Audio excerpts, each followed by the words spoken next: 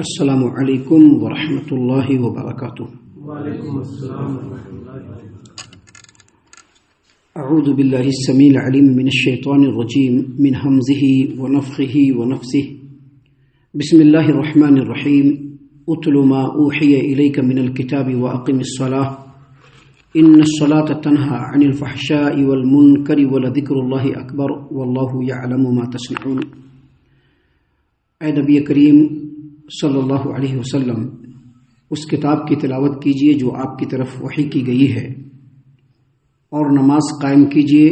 نماز یقیناً بے حیائی اور برے کاموں سے روکتی ہے، اور اللہ کا ذکر تو سب سے بڑی چیز ہے، اور جو کام تم کرتے ہو اللہ اس سے باخبر ہے۔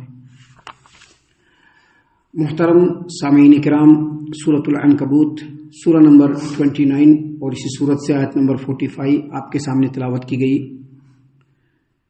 بفضل اللہ، بعون اللہ، بتوفیق اللہ، آیت کریمہ کا ترجمہ بھی آپ تمام کی خدمت میں پیش کیا گیا۔ سامعین کرام، یہ جو آیت کریمہ ہے، اس آیت کریمہ کے تعلق سے کچھ باتیں کل کے درس میں ہم نے آپ کے سامنے اللہ کی توفیق سے پیش کی تھی، اور اس آیت کریمہ کے تعلق سے یہ بتلایا تھا کہ اس آیت کریمہ میں اللہ تبارک و تعالیٰ نے اگرچہ پیارے نبی محمد عربی صلی اللہ علیہ وسلم کو مخاطب کیا ہے، لیکن اصل میں اس آیت کریمہ میں جو خطاب ہے وہ مومنین کے لیے، اور خاص طور سے ان مومنین کے لیے جو مصیبتوں میں ہیں، تکلیف میں ہیں، آزمائش میں ہیں، اور عام طور پر تمام مومنین کے لیے، اور اس میں بھی وہ مومنین خاص ہیں جو نبی کریم صلی اللہ علیہ وسلم کے ساتھ مکۃ المکرمہ میں تھے اور بے انتہا آزمائش اور مصیبتوں کا سامنا کر رہے تھے۔ اس آیت کریمہ میں اللہ تبارک و تعالیٰ نے مومنین کو 3 کاموں کے کرنے کا حکم دیا ہے۔ پہلا کام یہ کہ جو اللہ کا کلام ہے اس کی تلاوت کرے، اور اس کے بارے میں کچھ باتیں بطور نصیحت ہم نے کل آپ کے سامنے بیان کی تھی۔ اور جو دوسرا کام ہے وہ نمازوں کو قائم کرنا۔ دیکھیے اللہ نے کیا فرمایا، وَأَقِمِ الصَّلَاةَ، اور نماز قائم کیجیے۔ وَأَقِمِ الصَّلَاةَ، نماز قائم کیجیے۔ کیونکہ نماز اگر ہے تو انسان ہے، یاد رکھیے گا۔ اگر نماز نہیں ہے تو وہ زندہ لاش ہے۔ اگر نماز نہیں ہے تو وہ زندہ لاش ہے۔ یہاں پر نمازوں کو قائم کرنے کے تعلق سے اس سے پہلے کئی دروس میں، کئی خطبوں میں ہم نے بالکل وضاحت سے کہہ دیا ہے کہ نمازوں کو قائم کرنے کا مطلب یہ ہے کہ ہر نماز کو اس کے وقت پر مسجد میں آ کر باجماعت ادا کرنا، یہ ہر مسلمان کے اوپر فرض ہے جو عاقل ہے، بالغ ہے۔ بچہ 7 سال کا ہے، اس کو بھی لے کر کے آنا ہے کہ نہیں ہے؟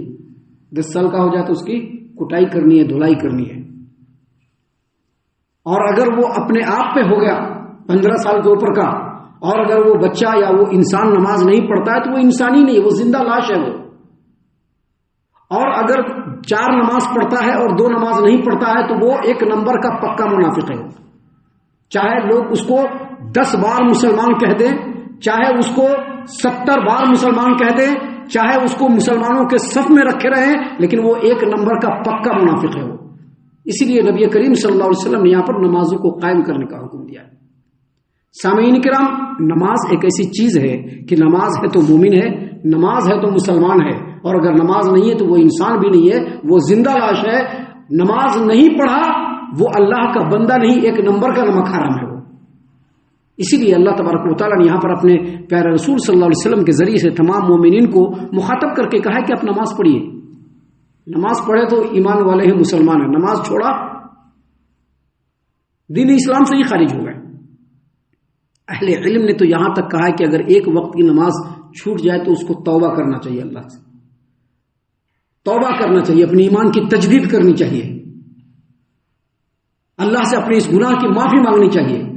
ایک انسان اگر چور ہے، ڈکیت ہے، نشیری ہے، شرابی ہے، جواری ہے، وہ اتنا بڑا مجرم نہیں ہے جتنا بڑا مجرم نمازوں کو چھوڑنے والا ہے۔ یاد رکھیے گا، ہم لوگ بہت ہلکے میں لیتے ہیں نماز کو چھوڑنے کو، بہت ہلکے میں۔ بہت ساری باتیں ہیں جو اس سے پہلے بھی بیان کی جا چکی ہیں، ابھی صرف ایسے ہی بطور یاد دہانی بتا دیا گیا کہ نماز ہمارے لیے کتنا امپورٹنٹ ہے، کتنا اہم ہے۔ تو اللہ تبارک و تعالیٰ نے اپنے پیارے رسول صلی اللہ علیہ وسلم کو مخاطب کرتے ہوئے کہا کہ اے نبی کریم صلی اللہ علیہ وسلم، جو کتاب آپ کے سامنے وحی کی گئی ہے آپ کے اوپر اس کی تلاوت کیجیے، وَأَقِمِ الصَّلَاةَ، اور نماز قائم کیجیے۔ نماز کو قائم کرنے کا جو اصل مقصد ہے، نماز کو جو قائم کرنے کا اصل مقصد ہے وہ یہ کہ ان الصلاۃ تنہا عن الفحشاء والمنکر، بے شک نماز بے حیائی اور برائی سے روکنے والی ہے. بے شک نماز بے حیائی اور برائی سے روکنے والی ہے. بے شک نماز بے حیائی اور برائی سے روکنے والی ہے. اس کی دو تفسیر بیان کی گئی ہے. پہلی تفسیر یہ بیان کی گئی ہے کہ جو آدمی نماز پڑھے گا تو وہ نماز اس کو برائی سے روکے گی. نماز پڑھنے کی وجہ سے اس کے دل میں برائیوں کا ارادہ نہیں آئے گا. بالکل اسی طرح سے کہ اللہ نے نماز میں وہ تاثیر رکھ دیا ہے کہ جو آدمی نماز پڑھے گا، اللہ نے نماز میں یہ تاثیر رکھ دی ہے کہ جو آدمی نماز پڑھے گا اس کے دل میں برائی کا ارادہ نہیں آئے گا. جس طرح سے ایک انسان پانی پیتا ہے، پانی پینے سے کیا ہوتا ہے؟ پیاس بجھ جاتی ہے. اللہ نے پانی میں وہ تاثیر رکھا ہے. وہی نماز میں اللہ تبارک و تعالیٰ نے یہ تاثیر رکھی ہے کہ جو آدمی نماز پڑھے گا اس کے دل میں برائی کا، بے حیائی کا اور غلط کاموں کا ارادہ نہیں اٹھے گا. یہ پہلا مطلب ہے اس کا. اس کا دوسرا مطلب مفسرین نے یہ بھی بیان کیا ہے کہ نماز سے اللہ تبارک و تعالیٰ کو جو مطلوب ہے، جو اللہ کو چاہیے وہ یہ کہ نمازی بے حیائی اور برے کاموں سے دور رہے. یہ دوسرا مطلب ہے. اور دونوں ہی مطلب درست ہے، بلکہ اگر یہ کہہ دیا جائے کہ دونوں مطلب ایک ہی ہے تو یہ بھی غلط نہیں ہے. اب دیکھیے، آدمی نماز پڑھتا ہے، ہم نماز پڑھتے ہیں. نماز کے تمام ارکان اور نماز میں پڑھی جانے والی تمام دعاؤں، سورتوں کو اگر اس پر غور کریں گے تو یہ بات بالکل واضح ہو جائے گی اور ظاہر ہو جائے گی کہ ایک آدمی اگر نماز پڑھتا ہے اور اس پر غور و فکر کرتا ہے اور واقعی وہ اللہ کو راضی کرنے کے لیے نماز پڑھ رہا ہے تو وہ اپنے آپ آٹومیٹکلی برائی سے، بے حیائی سے اور غلط کام سے دور ہو جائے گا. اور اگر وہ نماز پڑھ رہا ہے اور پابندی سے نماز پڑھ رہا ہے لیکن پھر بھی وہ غلط چیزوں سے نہیں رک رہا ہے تو اس کا مطلب یہ ہے کہ وہ صرف اور صرف خانہ پوری کے لیے عادتاً نماز پڑھ رہا ہے. فور ایگزامپل، جس آدمی کے ہر نماز کے ہر رکعت میں وہ آدمی اللہ کے سامنے پورے حضور قلب کے ساتھ اللہ سے اس بات کا اقرار کرتا ہے کہ اللہ میں شرک نہیں کروں گا، اے اللہ میں تیری ہی عبادت کروں گا، اے اللہ میں تجھ سے ہی مدد طلب کروں گا، غیر اللہ سے مدد طلب نہیں کروں گا. جو آدمی ہر نماز میں اس بات کا اقرار کرتے کہ نہیں کرتے ہیں؟ کیا کہتے ہیں؟ ایاک نعبد و ایاک نستعین. کہتے ہیں کہ نہیں کہتے ہیں؟ اے اللہ ہم تیری ہی عبادت کرتے ہیں اور تجھ سے ہی مدد طلب کرتے ہیں. کیا مطلب یہ کہ تیرے علاوہ کسی کی عبادت نہیں کرتے. ہم شرک سے بیزار ہیں، شرک سے برات کا اظہار کر رہے ہیں اور اے اللہ تیرے علاوہ کسی سے ہم مدد طلب کرنے والے نہیں ہیں. جو آدمی ہر نماز میں اس بات کا اقرار کرے اور پھر شرک کرے، اس کا مطلب کیا ہے؟ جس آدمی کی ہر نماز کی ہر رکعت میں وہ اپنے رب سے گناہوں کی مغفرت طلب کرے اور پھر نماز سے نکلنے کے بعد اسی چیز میں پھر ملوث ہو جائے، ایسا نہیں ہو سکتا ہے. ایسا ہو ہی نہیں سکتا ہے. ابھی نماز پڑھ رہے ہیں پورے حضور قلب کے ساتھ اور کہا اللہم انی ظلمت نفسی ظلما کثیرا ولا یغفر الذنوب الا انت فاغفر لی مغفرۃ من عندک وارحمنی انک انت الغفور الرحیم. پڑھتے ہیں نا ہم لوگ، تو یہ دعا پڑھ رہے ہیں اور ہمارے دل میں کچھ نہیں ہے. اگر آدمی اس دعا کو پڑھے گا اور اس پر غور کرے گا تو وہ گناہوں سے باز رہے گا. ایک آدمی نماز پڑھتا ہے، پورے توجہ کے ساتھ کہتا ہے اہدنا الصراط المستقیم. کیا مطلب اس کا؟ ابھی ہم لوگوں کو تو اس کا مطلب بھی نہیں پتا ہے، لیکن مطلب پتا کرنا چاہیے. مطلب پتا کرنا چاہیے. کل میرے ایک دوست نے مجھ سے کہا، میں ایسے ہی تذکرے کے طور پر بتا دیتا ہوں، میرے ایک دوست نے کہا کہ قرآن کریم میں جو ہے عربی ہے، پھر رومن ہے، پھر رومن میں اس کا ترجمہ ہے. جائز ہے، لیکن ہم نے کتنا عربی سیکھنے کی کوشش کی. ہم نے پوچھا کہ عربی میں ہی ہونا چاہیے، اردو میں ہی ہونا چاہیے، تو ہمارے دوست نے کہا کہ شروع سے سیکھنا چاہیے. ارے بھائی آج تو ہمارے بچے بھی نہیں سیکھ رہے ہیں اور ان کے ماں باپ بھی نہیں سکھلا رہے ہیں. ذرا سا کوئی بات ہوتی ہے تو چاہے وہ عام آدمی ہو چاہے وہ ذمہ داران ہو، کہیں گے رومن میں ہونا چاہیے. بھائی یہ عربی کس چیز کے لیے ہے؟ یہ اردو کس چیز کے لیے ہے؟ اس کو اللہ کو نازل ہی نہیں کرنا چاہیے تھا، کیونکہ ہمارا دھیان دین کے اوپر نہیں ہے، ہمارا دھیان دنیا کے اوپر ہے. اسی لیے ہم جو نماز پڑھ رہے ہیں وہ نماز بھی ہر چیز سے خالی ہے اور بالکل عاری ہے. پورے مسلمان کی یہی کہانی ہے آج کے ڈیٹ کی. ہر مسلمان کے گھر گھر کی یہی کہانی آج کے ڈیٹ کی ہے. تو جو آدمی نماز پڑھے گا اور نماز کے ہر رکعت میں وہ اللہ تبارک و تعالیٰ سے کہے گا کہ اہدنا الصراط المستقیم، اے اللہ تو مجھ کو سیدھے راستے پر چلا، تو یقیناً وہ غیر غلط رستوں سے بچ جائے گا. اس طرح سے نماز پڑھنے والا غیر غلط رستے سے بچ جائے گا. لیکن اگر نماز پڑھنے کے باوجود، پانچوں وقت نماز پڑھنے کے باوجود پھر وہی راما کھٹولا ہے، پھر وہی مسئلے ہیں، پھر وہی گناہ ہے، پھر وہی ٹیڑھی چال ہے، پھر وہی گناہ ہے، تو اس کا منطقی نتیجہ یہی ہے کہ ہم نماز جو ہے پڑھ تو رہے ہیں لیکن ہمارا معاملہ کہیں اور ہے، ہمارا دھیان کہیں اور ہے. نماز پڑھ تو رہے ہیں لیکن دھیان ہمارا نماز میں نہیں ہے.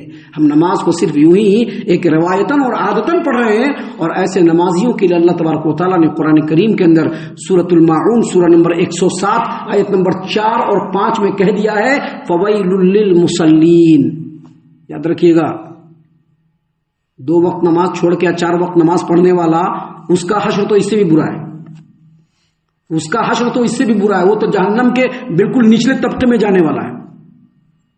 لیکن جو آدمی 5 وقت نماز پڑھ رہا ہے اور نماز میں وہ کچھ بھی سمجھ نہیں رہا ہے، سمجھنے کی کوشش بھی نہیں کر رہا ہے، اس کا اسٹیپ بھی نہیں اٹھ رہا ہے کہ ہم نماز کو سمجھنے کی کوشش کریں، تو پھر سمجھ لیجئے کہ اللہ نے فرمایا فویل للمصلین الذین هم عن صلاتهم ساہون. ایسے نمازیوں کے لیے جہنم میں گڑھا ہے جو اپنی نمازوں سے غافل ہے. نماز بھی پڑھ رہے ہیں اور خیال کہیں اور ہے. مسلمان ایسے ہی نہیں ہو جاتا ہے.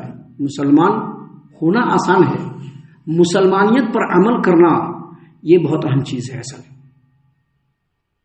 ختنہ کڑا کر کے اور جو ہے سر پہ ٹوپی لگا کر کے آدمی مسلمان ہو جائے اتنا نہیں، اتنا بس نہیں ہے. ان تمام چیزوں کے ساتھ اصل مسلمانیت انسان کے دل میں ہونی چاہیے، اور وہ مسلمانیت اگر دل میں ہے تو وہ نماز کو سیکھنے کی کوشش کرے گا. اپنی زندگی کے کچھ حصوں سے باتوں کو نکال کر کے وہ نمازوں کو سیکھنے کی کوشش کرے گا. اسی چیز کو اللہ تبارک و تعالیٰ نے یہاں پر اپنے پیارے رسول صلی اللہ علیہ وسلم کے ذریعے سے تمام مومنین کو بتلایا ہے کہ نمازوں کو قائم کیجیے، کیونکہ نماز جو ہے وہ انسان کو بے حیائی اور برائی سے روکتی ہے. جب نمازی بنیں گے تو رک جائیں گے ہر چیز سے.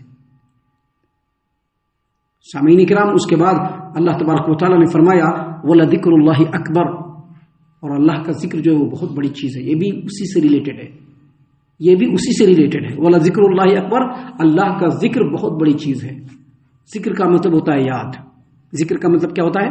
یاد. اور اس آیت کریمہ کے اس ٹکڑے کا کئی مفہوم ہے. پہلا مفہوم یہ ہے کہ ہم جتنی بھی عبادتیں انجام دیتے ہیں ان تمام عبادتوں کی جو روح ہے وہ اللہ تبارک و تعالیٰ کا ذکر، یعنی دعا، یعنی اللہ کو یاد کر رہا. اب انسان اللہ تبارک و تعالیٰ سے ہی غافل ہو جائے تو اس کی عبادت کیسے ہوگی؟ اس کا دوسرا مطلب یہ ہے کہ کوئی بھی عبادت اچھے انداز میں ادا کرنے کے لیے ضروری ہے کہ انسان اللہ تبارک و تعالیٰ کو یاد کرتا رہے. اب وہ اللہ کو ہی یاد نہیں کرے گا تو اللہ کی عبادت کیسے کرے گا؟ اس کا تیسرا مطلب یہ ہے کہ زبان سے اللہ کا ذکر کرنا، اللہ کو یاد کرنا، لا الہ الا اللہ، سبحان اللہ، الحمدللہ، اللہ اکبر کہنا، یہ بہت بڑی چیز ہے. اس کو کہنے سے اللہ تبارک و تعالی جہاں آخرت میں اجر و ثواب کا انبار دے گا، وہیں دنیا میں بھی خیر و بھلائی ملے گی. اس کی مثال حدیث سے سمجھ لیجئے. حدیث ہم آپ کے سامنے پیش کر رہے ہیں. صحیح البخاری کتاب الجہاد کی روایت ہے. صحیح البخاری کتاب الجہاد باب الدلیل علی الخمس لنوائب رسول اللہ صلی اللہ علیہ وسلم. سیدنا امیر المومنین علی رضی اللہ عنہ روایت کرتے ہیں. وہ کہتے ہیں کہ نبی کریم صلی اللہ علیہ وسلم کی لخت جگر سیدہ فاطمہ، نبی کریم، آج ہمارا بھی مسئلہ ہے، ہمارے گھر میں بھی بیٹیاں ہیں، بیٹے ہیں، ہم لوگ اپنے بیٹے اور بیٹیوں کے ساتھ کیسا سلوک کر رہے ہیں وہ ہم خود دیکھ لیں. نبی کریم صلی اللہ علیہ وسلم کی لخت جگر سیدہ فاطمہ رضی اللہ عنہا وہ کہتے ہیں کہ چکی پیسنے کی وجہ سے ان کے ہاتھ میں تکلیف ہو گئی، اور بعض دوسری روایتوں میں ہے کہ پانی ڈھونے کی وجہ سے سینے میں تکلیف ہو گئی. تو نبی کریم صلی اللہ علیہ وسلم ایک جنگ سے لوٹے تو آپ کے حصے میں کچھ غلام آیا، کیونکہ اللہ تبارک و تعالیٰ نے قرآن کریم میں خمس رسول اللہ صلی اللہ علیہ وسلم کے لیے مقرر کیا، اور وہ رسول اللہ صلی اللہ علیہ وسلم کو اختیار کہ وہ کہاں خرچ کریں گے، وہ دوسروں کو اختیار نہیں ہے. تو نبی کریم صلی اللہ علیہ وسلم کو کچھ غلام ملے، فوراً سیدہ فاطمہ رضی اللہ عنہا نبی کریم صلی اللہ علیہ وسلم کے پاس آئی تاکہ ایک غلام مل جائے گا تو گھر کا کام کاج ہو جائے گا، ایک غلام مل جائے گا تو گھر کا کام کاج ہو جائے گا۔ سامعین کرام، نبی کریم صلی اللہ علیہ وسلم ان کی زندگی کے ایک ایک اسٹیپ سے، چاہے وہ کسی بھی کیٹیگری کا انسان ہو، چاہے وہ ہائی کیٹیگری کا ہو، مڈل کیٹیگری کا ہو، لوور کیٹیگری کا ہو، عوام الناس میں سے ہو، ذمہ داران میں سے ہو، سب کو نبی کریم صلی اللہ علیہ وسلم کی زندگی سے بہت کچھ سیکھنے کے لیے مل جائے گا۔ سیدہ فاطمہ رضی اللہ عنہا دوڑی ہوئی نبی کریم صلی اللہ علیہ وسلم کے پاس آئی اور کہا کہ اللہ کے رسول صلی اللہ علیہ وسلم مجھ کو غلام مل جائے۔ یہ کہنے کے لیے آئی ان کے پاس، لیکن آئی تو دیکھا کہ نبی کریم صلی اللہ علیہ وسلم نہیں ہے۔ سیدہ عائشہ رضی اللہ عنہا تھی، ان سے ملی، خیر خبر ہوا، اور اس کے بعد جو آنے کا مدعا تھا بتا دیا، تو کہا کہ ٹھیک ہے آپ چلے جائیے گھر میں، نبی کریم صلی اللہ علیہ وسلم جب آئیں گے تو میں ان کو بتا دوں گی۔ نبی کریم صلی اللہ علیہ وسلم رات کو آئے، رات ہو گئی، رات کو آئے تو عائشہ رضی اللہ عنہا نے کہا کہ فاطمہ آئی تھی اور انہوں نے یہ سب بات کہا ہے۔ اسی وقت نبی کریم صلی اللہ علیہ وسلم اپنے بیٹی کے گھر پر آئے۔ علی رضی اللہ عنہ کہتے کہ ہم لوگ سونے کے لیے بستر پر چلے گئے تھے، سو گئے تھے ہم لوگ، نبی صلی اللہ علیہ وسلم آئے گھر کے اندر، ہم لوگوں نے اٹھنا چاہا تو نبی کریم صلی اللہ علیہ وسلم کہا کہ لیٹے رہو لیٹے رہو لیٹے رہو۔ دونوں لیٹے ہوئے ہیں، دونوں کے بیچ میں نبی کریم صلی اللہ علیہ وسلم بیٹھ گئے اور کہا کہ اے فاطمہ، میں تم کو ایسی بات بتاتا ہوں، میں تم کو ایسی بات بتاتا ہوں جس پر تم عمل کر لو تو جو تم مانگ رہی ہو اس سے بہتر ہے۔ اور وہ عمل کیا ہے؟ جب رات کو سوتے ہوئے بستر پر جاؤ تو 33 مرتبہ سبحان اللہ، 33 مرتبہ الحمدللہ اور 34 مرتبہ اللہ اکبر کہہ لینا، جو تم مانگ رہی ہو اس سے بہتر ہے۔ کیا مطلب؟ مطلب یہ ہے کہ جو تم مانگ رہی ہو خادم، وہ تو اللہ کی طرف سے مجھ کو ملا ہے، لیکن تم اس کے آسرے پر مت رہو، تم یہ دعا پڑھ لو، اس سے تمہارے لیے بہتر ہے۔ اور بعض روایتوں میں ہے کہ اگر اس دعا کو پڑھ کر کے سو گے تو 2 خادم جو تمہاری سیوا کرتا ہے اس کی خدمت سے بھی زیادہ تم کو اس سے فائدہ ملے گا۔ تو اس سے کیا پتہ چلا؟ اللہ کا جو ذکر ہے یہ اتنی بڑی چیز ہے کہ اگر ہم اللہ کے ذکر سے اپنے آپ کو ہمیشہ اپنے آپ کو مزین رکھیں تو اللہ تعالیٰ جہاں آخرت میں بیش بہا نعمتوں سے نوازے گا، وہیں دنیا میں بھی جسمانی ذہنی ہر اعتبار سے اللہ تعالیٰ سکون دے گا، ہر اعتبار سے اللہ سکون دے گا۔ ذکر سے اپنی زبان کو تر رکھیے۔ نبی کریم صلی اللہ علیہ وسلم سے پوچھا گیا، جامع ترمذی ابواب الدعوات عن رسول اللہ صلی اللہ علیہ وسلم کی روایت ہے کہ نبی کریم صلی اللہ علیہ وسلم سے پوچھا گیا کہ اسلام میں تو بہت سارے اعمال ہیں، بہت سارے احکام ہیں، ایک ایسی چیز بتا دیجئے جس کے بعد مجھ کو کچھ پوچھنے کی ضرورت نہیں۔ تو نبی کریم صلی اللہ علیہ وسلم نے فرمایا کہ تمہاری زبان ہمیشہ اللہ کے ذکر سے تر رہنی چاہیے۔ اسی کو کہتے ہیں اللہ کی یاد۔ اللہ تبارک و تعالیٰ نے اسی بات کو یہاں پر بیان فرمایا، وَلَذِكْرُ اللَّهِ أَكْبَرُ، اور اللہ کا ذکر بہت بڑی چیز ہے۔ اور اس کا چوتھا جو مفہوم ہے کہ اللہ کا ذکر بہت بڑی چیز ہے، اس کا مطلب یہ ہے کہ اگر بندہ اللہ کا ذکر کرے گا، اللہ کو یاد کرے گا، تو وہاں عرش کے اوپر اللہ تبارک و تعالیٰ فرشتوں میں اس بندے کو یاد کرے گا۔ اگر ہم اس زمین پر اللہ تبارک و تعالیٰ کو یاد کریں گے تو وہاں عرش پر اللہ تبارک و تعالیٰ فرشتوں کے درمیان ہمارا نام لے گا۔ دیکھیے اللہ تعالیٰ نے قرآن میں خود اس کو بیان کیا ہے، سورہ بقرہ میں اللہ تبارک و تعالیٰ نے بیان کیا ہے۔ سورہ بقرہ آیت نمبر 152 میں اللہ نے کہا، کیا کہا؟ فَاذْكُرُونِي اذکرکم، تم مجھ کو یاد کرو میں تم کو یاد کروں گا۔ اور حدیث میں ہے کہ جب بندہ اپنے دل میں یاد کرتا ہے تو میں بندے کو دل میں یاد کرتا ہوں، اور اگر کسی مجلس میں بندہ مجھ کو یاد کرتا ہے تو اس سے بہتر مجلس میں اس بندے کو میں یاد کرتا ہوں۔ تو اللہ کا ذکر بہت بڑی چیز ہے۔ اللہ یاد کرے اس سے بڑھ کر کے کچھ ہو سکتا ہے کیا؟ اللہ یاد کرے اس سے بڑھ کر کے کچھ ہو سکتا ہے کیا؟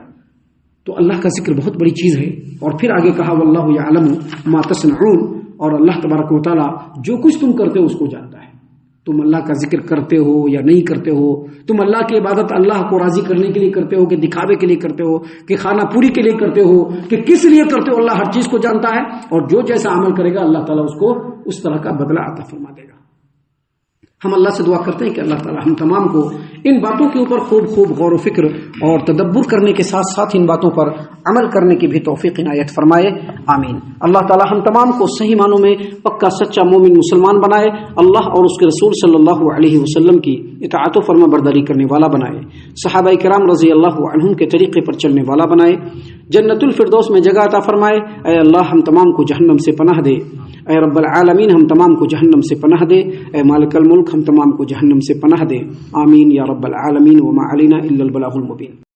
تبارك الذي نزل الفرقان على عبده ليكون للعالمين نذيرا